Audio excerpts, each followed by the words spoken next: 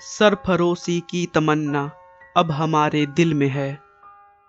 देखना है जोर कितना बाजुए कातिल में है। शहीद भगत सिंह, जिन्हें 23 मार्च 1931 को 23 वर्ष 5 महीने और 23 दिन के अल्प आयु में ब्रिटिश सरकार द्वारा सुखदेव और राजगुरु के साथ फांसी की सजा दी गई। अगर भगत सिंह चाहते तो माफी मांगकर फांसी से बच सकते थे, लेकिन मातृभूमि के इस सच्चे सपूत को झुकना पसंद नहीं था। उनका मानना था कि जिंदगी तो अपने दम पर जी जाती है, दूसरों के कंधे पे तो जनाजे उठा करते हैं। भगत सिंह की विचारधारा महात्मा गांधी से बिल्कुल ही अलग थी। उनका मानना था कि अगर हमें आजाद होना है तो ईंट का जवाब पत्थर से देना ही होगा।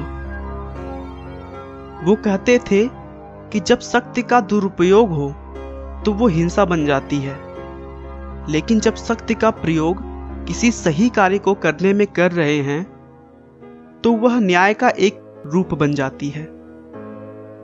दोस्तों, उन्होंने लिखा है, मेरे सीने में जो जख्म हैं वो सब फूलों के गुच्छे हैं। हमें तो पागल ही रहने दो, हम पागल ही अच्छे हैं। भगत सिंह का जन्म 27 सितंबर 1907 को पंजाब के जिला लायलपुर के बंगा गांव में एक सिख परिवार में हुआ था। बंगा गांव जो कि अब पाकिस्तान में है।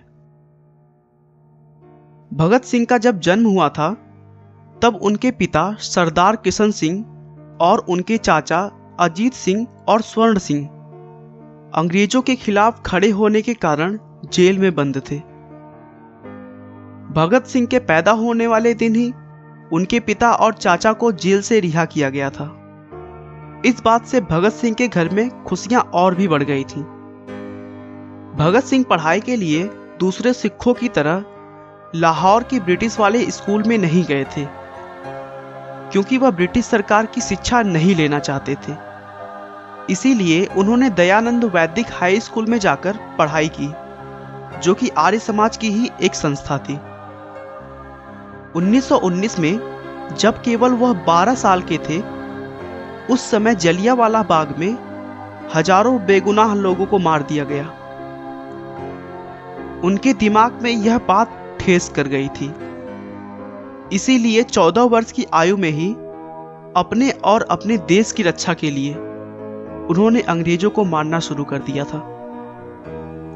वे हमेशा से ही गांधी जी के अहिंसक होने का विरोध करते थे, क्योंकि चौरी चौरा कांड में मारे गए बेकसूर लोगों के पीछे का कारण अहिंसक होना ही था।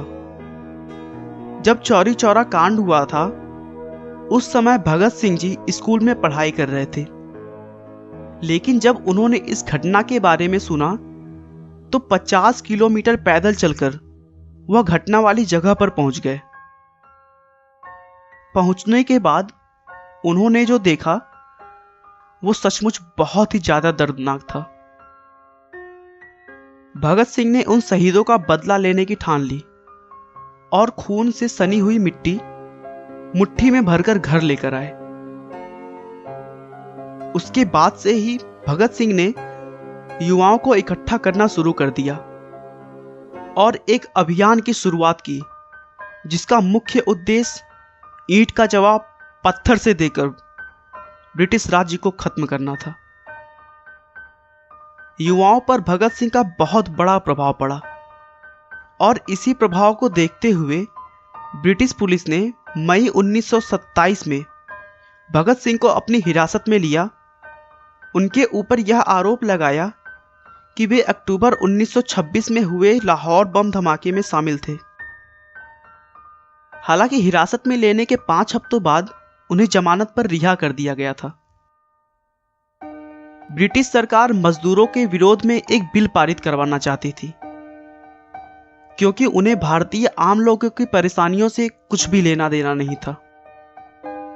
लेकिन भगत सिंह चंद्रशेखर आजाद और उनके दल को यह बिल्कुल भी मंजूर नहीं था कि देश के आम इंसान जिनकी हालत पहले से ही गुलामी के कारण खराब हो रखी है वो और खराब हो जाए। इसी बिल का विरोध करने के लिए भगत सिंह और उनके साथी बटुकेश्वर दत्त ने दिल्ली की केंद्रीय असेंबली में 8 अप्रैल 1929 को बम फेंके। बम फेंकने का मकसद किसी की जान लेना नहीं था। उस बम के निर्माण के समय उसमें विस्फोटक की मात्रा नहीं के बराबर थी। उनका मकसद केवल बम के आवाज से ब्रिटिश लोगों को डराना था ताकि वह बिल पास ना हो सके।